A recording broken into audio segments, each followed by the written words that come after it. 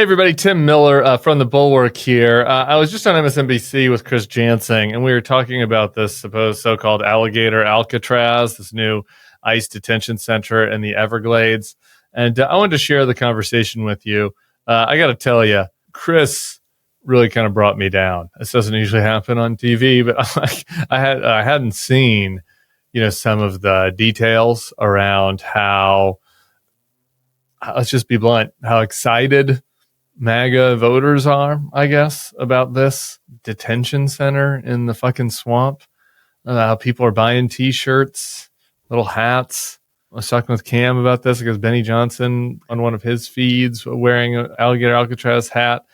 It's just like, it is so dark and so cruel. It's so gross on so many levels. It's like that we are screwing with this natural habitat, just because we want to create some 80s action movie detention center for people, some of whom I am going to presume are not even violent criminals. It's deeply disheartening. So we talk about that with Chris Jansing. We talk about the reaction of the Cuban community in Florida, which I think might become a problem for Trump. And what I didn't get into as much as I wanted was just how sick it is. Just how sick it is that this is the priority, that this is what these guys are doing. And I hope they feel bad about themselves, at least some of them, but there's not really a lot of expectation on that front, particularly when it comes to Ron DeSanctimonious. So there you go. This one's going to be a little dark, but it shook me, and I think that everybody has got to be clear-eyed about this and not just drift into this place of going along with the gag, because real lives are at stake here, and this is a bad one. So stick around. Me, Chris Jansing, discussing the Alligator Alcatraz.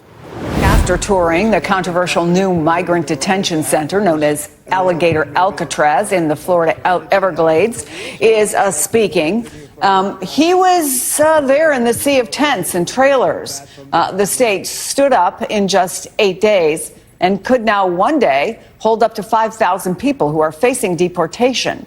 The president and Florida Governor Ron DeSantis seeming to delight in how the natural environment of a swamp, the wildlife that comes with it as well, would make it difficult for anyone trying to escape. Snakes are fast, but alligators are, we're going to teach them how to run away from an alligator, okay? If they escape prison, how to run away. Don't run in a straight line. Run like this. And you know what? Your chances go up about 1%. They ain't going anywhere once they're there unless you want them to go somewhere, because good luck getting the civilization. So the security is amazing. But natural and otherwise.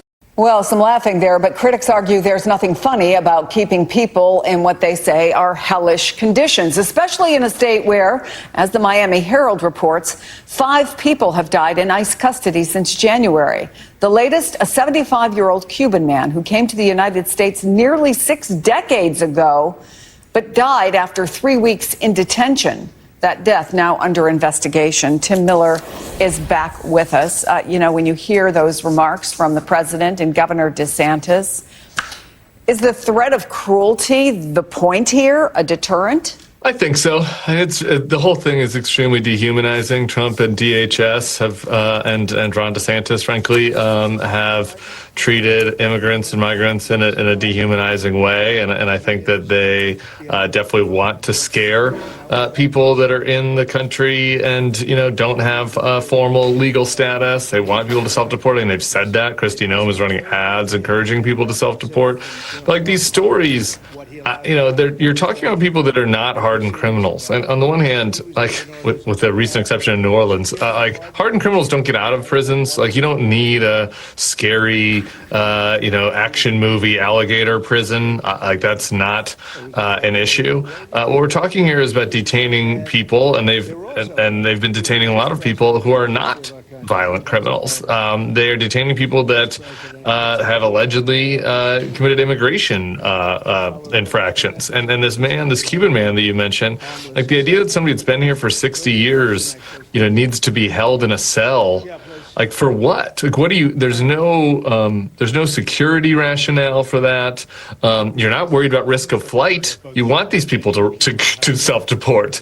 So like the only reason to do it is what you're saying, to try to intimidate, to try to encourage others to deport, and it's a really un-American policy that these guys are instituting. What it has, though, Tim, been big plus for the MAGA base. I mean, the Florida Republican Party is selling all kinds of Alligator Alcatraz merchandise. There you see some of the T-shirts. They've got hats. One Florida Republican Party official said that the traffic to their website and the donation links have skyrocketed by 400 to 500%. So why at this point would they pause or slow down what they're doing? Now you're just trying to depress me on midday. I'm just stating the facts. Stating the facts, Tim Miller. I guess some people are attracted to cruelty and trolling. That's certainly not it's certainly something we've seen. It's certainly something we've seen from the MAGA base in particular, but it's something it's human nature at a certain level. I'd say this: the one part of the MAGA base that I think is not maybe as fully on board with Alligator Alcatraz is that Cuban community. There have been a lot of raids happening in the Cuban community in South Florida. They're shut down a lot of the USAID programs that was helping Cuban expats. So while I think the hardened MAGA base, the people that are very online on social media and like to insult and be cruel to migrants, might be excited about Alligator Alcatraz, I think there's another element of the Trump voting bloc there for whom this is more of a mixed bag.